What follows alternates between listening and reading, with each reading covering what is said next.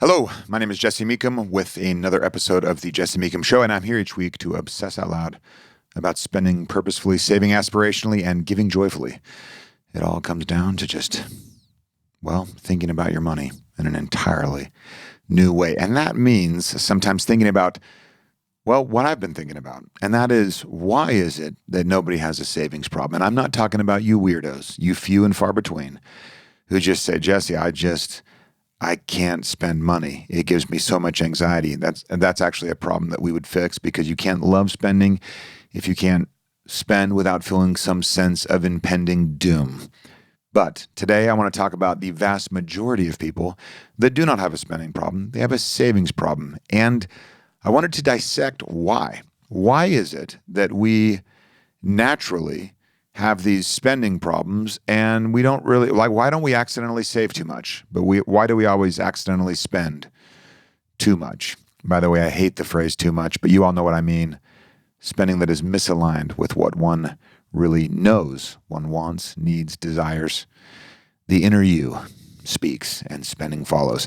Okay, so when you forego spending, you don't get the thing, right? You cancel your Netflix subscription, so you don't get to watch Stranger Things. You don't buy the jeans, so you don't have the jeans.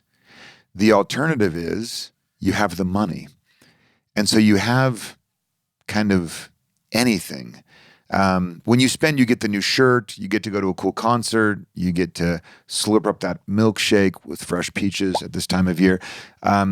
And what did you give up? Well, you don't have that money in the bank, but you have this very concrete thing that this is what I got.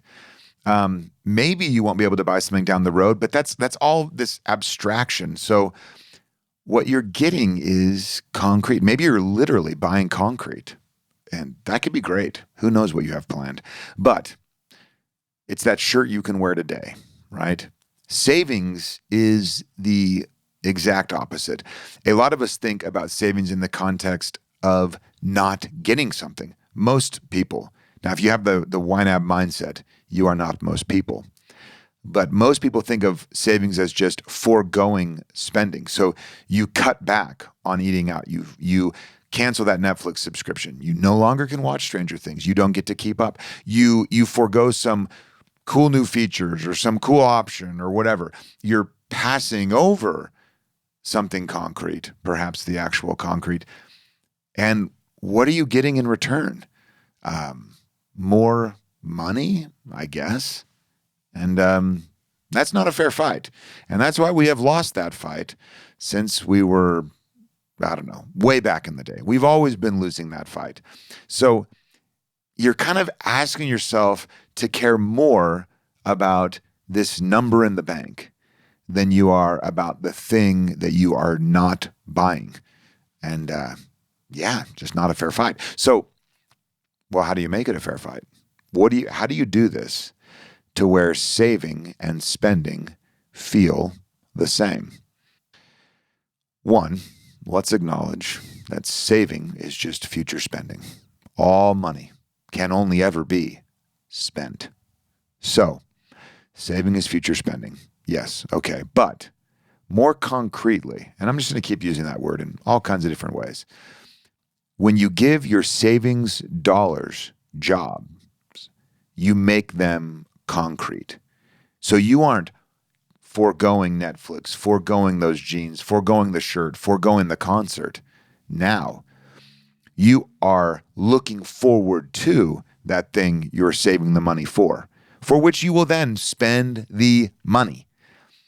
And when you make it all concrete, here is what I'm giving up concretely. Here is what I will be getting concretely.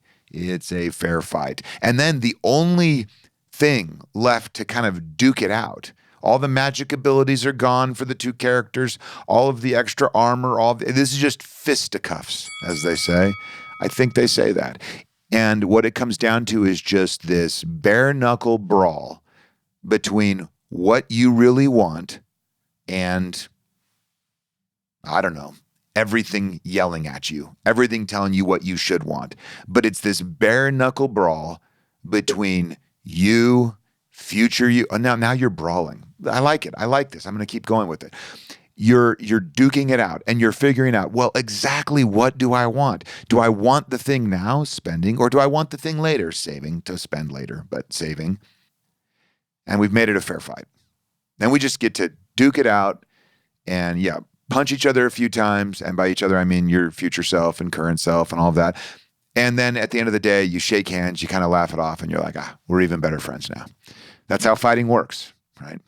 So what we're doing, making it concrete. You aren't giving up this specific thing to just have more money. That is so boring.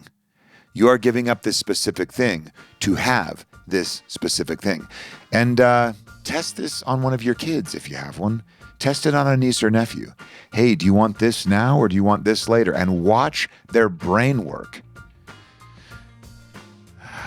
Kids can do it, and so can we. Until next time, remember, all we have to do is just give every dollar a job.